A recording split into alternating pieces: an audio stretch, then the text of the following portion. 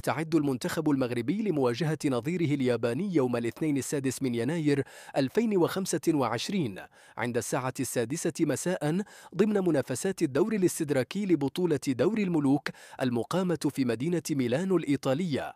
وتأتي هذه المباراة بعد فوز كبير حققه المنتخب المغربي على أوكرانيا أمس السبت بنتيجة 9 أهداف مقابل هدفين في مواجهة جمعت بين الفرق الخاسرة في الجولة الأولى.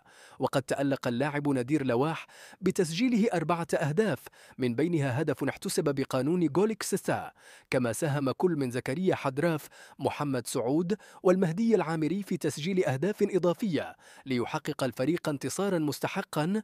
هذه المباراة تحمل أهمية كبيرة للمنتخب المغربي الذي يسعى لتحقيق الفوز للتأهل إلى الدور ربع النهائي وملاقاة المنتخب الأرجنتيني.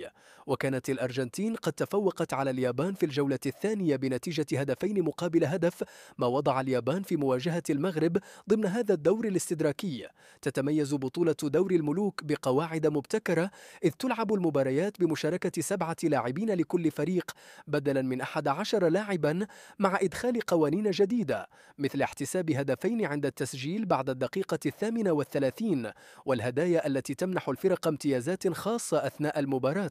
بالإضافة إلى ذلك تنفذ ركلات الجزاء بطريقة مختلفة، حيث تسدد الكرة من منتصف الملعب ويسمح لرؤساء الفرق بالمشاركة في تنفيذها. هذا النظام الجديد يضفي أجواء مشوقة على البطولة ويزيد من حدة التنافس بين الفرق المشاركة. تمنياتنا بالتوفيق للمنتخب المغربي في هذه المباراة المصيرية